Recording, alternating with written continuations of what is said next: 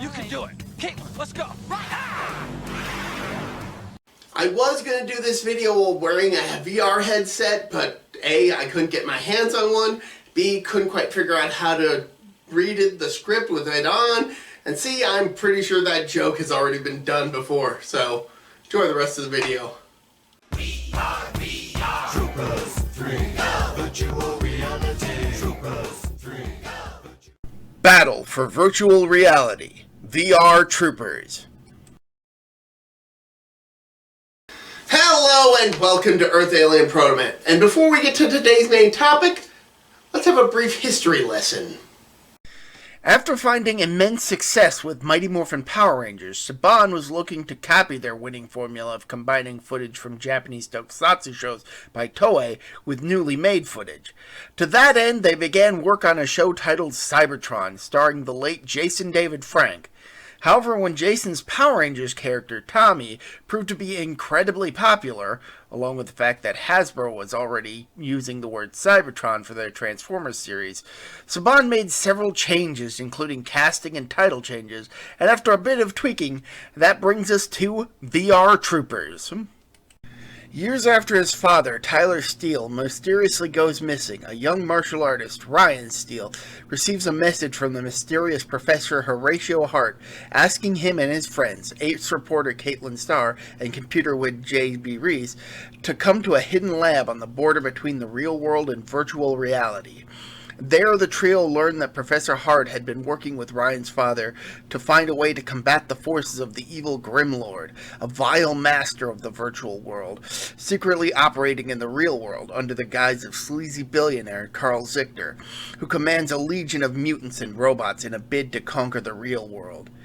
In order to stop Grimlord, Ryan and his friends are given the power to transform into virtual warriors, the VR Troopers. I get it! VR was the trendy new future tech that was all the rage at the time, but that's not how virtual reality works. Especially now that VR tech is much more viable than it was back then. But hey, it's not like it was the only piece of media to overhype VR in the 90s. The show was made by combining footage of two separate shows, Chojinki Metalder, which VR Troopers borrows heavily from in terms of plot and characters, as well as Jiku Senshi Spielbahn, since Metalder didn't have enough footage to last a full season. Not that that's a bad thing. The Troopers are pretty well developed. Despite the fact that his father is missing, Ryan still looks up to his dad, as evidenced by the fact that almost every episode starts with Ryan remembering his time with his father, in a way that always ties into the lesson Ryan and the Troopers learn in any given episode. Even if those lessons only vaguely tie into the episodes, they still do a good job of showing just how important Tyler was to Ryan in his youth. Caitlin, being a reporter, means that she will often get wind of something connected to Grimlord's schemes and can inform the guys, making her the intelligence gatherer of the trio. And JB, with his computer skills, is regularly working with Professor Hart, who only ever appears via monitors due to a lack of a physical body, with JB acting as his hands to investigate whether evidence the gang finds to figure out what the bad guys are plotting. Ryan becomes the Metalder equivalent, while JB and Caitlin become the Spielbahn and Diana equivalents. But in addition to reusing footage from the Metalder shows, new footage was created to depict fights in what's known as the Battle Grid. This footage uses costumes that are blatantly just repainted Power Rangers costumes, something that we even noticed back in the 90s. And all these segments, which occur rarely, have the heroes battle Grimlord's grunts, the Skugs, which are lifted from Spielbahn. These Battle Grid segments are so rare you're more likely to see the heroes battling the Skugs in their civilian forms, and the fight choreography is pretty good, showing off the martial arts action that Saban kept boasting about when marketing this and Power Rangers. Aside from the Skugs, Grimlord's forces are a mixed bag when it comes to writing for the characters. Grimlord, and by extension Carl Zichter, are clearly at the top of the hierarchy, and he constantly berates his underlings for their failings, which, because of the fact that he's a cartoonish villain, is constantly. As far as the monsters lifted from Metalder, they're not very well developed, and they just kind of hang around. On the other hand, Grimlord's other commandants, General Ivar and Colonel Icebot, despite being lifted from Spielbahn and thus never actually interacting with Grimlord, are the most developed of the villains aside from Grimlord, and they are well utilized. And there's also Strickland, a random scug scientist that gains more and more screen time as the series progresses, coming up with lots of inventive schemes to get rid of the VR troopers in the real world. And then there are the side characters. There's Ryan's pet dog Jeb, who, due to an accident in Professor Hart's lab, has the ability to talk. His vocal mannerisms are based on actor Jack Nicholson, and his mischievous dog is constantly cracking wise and pulling pranks.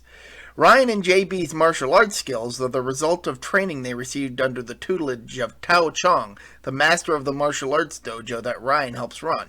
And Tao proves to be a wise teacher, occasionally giving the troopers words of advice and encouragement, despite being unaware of their roles as heroes.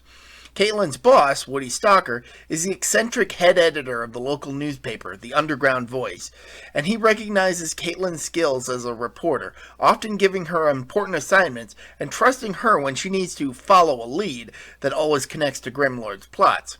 Professor Hart, as a result, ends up feeling bland and underdeveloped by comparison to the others, but considering that he's a digital version of his original consciousness and is depicted as a face on a computer screen with a monotone voice as a result, it ends up working. There's also Mayor Rooney, a politician who is in Carl Zichter's pocket, but who is unaware of the businessman's more nefarious secret, as well as his obnoxious and condescending wife, who often finds herself the victim of one of Jeb's pranks. Eventually, these two are replaced by the mayor's nephew, Percival Rooney III, or Percy for short, who gets hired at the Underground Voice as a favor for the mayor. Percy is as condescending as his aunt, and he's also rather boastful, often hyping himself in front of others, but rarely ever able to follow through with his claims. Also, like his aunt, he too winds up the victim of Jeb's pranks, which start off worse for him since he's allergic to dogs, an element of the character that gets downplayed over the course of the show to the point of being completely forgotten about entirely at one point. Because the majority of the fight scenes are taken from two shows, the action is great, but the VR troopers very rarely, if ever, battle a monster together, and instead the team has to split up to battle the monsters that come from their respective shows. But the show is clever with its editing, so it can still appear that the troopers are working together, even if they rarely share screen time. VR Troopers, while not as big a hit as Power Rangers, still did well enough to get a second season. With the Metalder footage running dry, a result of that show being the shortest entry in the Metal Hero series, Saban chose to reunite Ryan with his father, after Grimlord nearly drained the former of his knowledge in order to power up his own forces. Gone are the Metalder villains, replaced with the villains from the earlier Uchukeiji Shider, who proved to be much better characters than Grimlord's old underlings. Also, a new costume is used to depict Grimlord, allowing the villain to do more than just sit on a throne all the time. Ivor and Icebot stick around because they hadn't run out of Spielbahn footage just yet. Also, the Skugs get an upgrade, allowing them to become Ultra Skugs, though they still get their butts kicked by the troopers on the regular. But to combat these new enemies, the VR troopers get some lasting changes themselves. After Ryan exhausts his Metalder powers, he and his father work together to create a new set of powers, turning Ryan into Shider. Caitlin also gets a power-up as a result of a story involving an evil clone turned good, allowing Caitlin to double up to help JB in his fight scenes. Also, the team's vehicle, which was present during the first season but was only used for vehicle combat scenes, is upgraded to gain a humanoid robot form, which still doesn't get used very much, but hey, new function for the old toy that kids probably already figured out.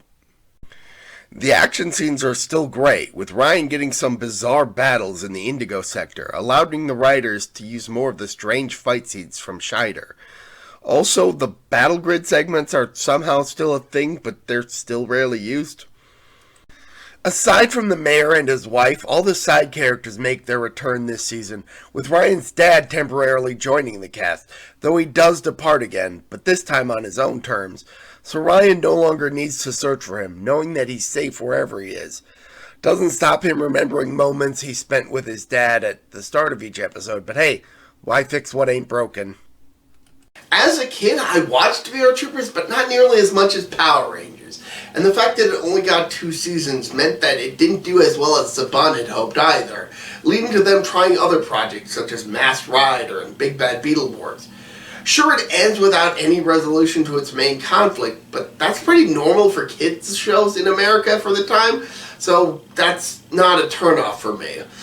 I did hear that a fourth Metal Heroes show, Blue SWAT, was considered for adaptation for VR Troopers, but the only source I could find for that was the Wikia page for Blue SWAT, so that could just be a baseless rumor. As it stands, however, watching VR Troopers as an adult, I can now appreciate what Saban was trying to do, and I think it works pretty well. It's still very much a kid's show, but the slightly older protagonist compared to Power Rangers means that as an adult myself, I can relate to the heroes a bit more than I did as a kid. And I can honestly say that VR Troopers is well worth watching today. So until next time, I'm ProtoMet. See ya!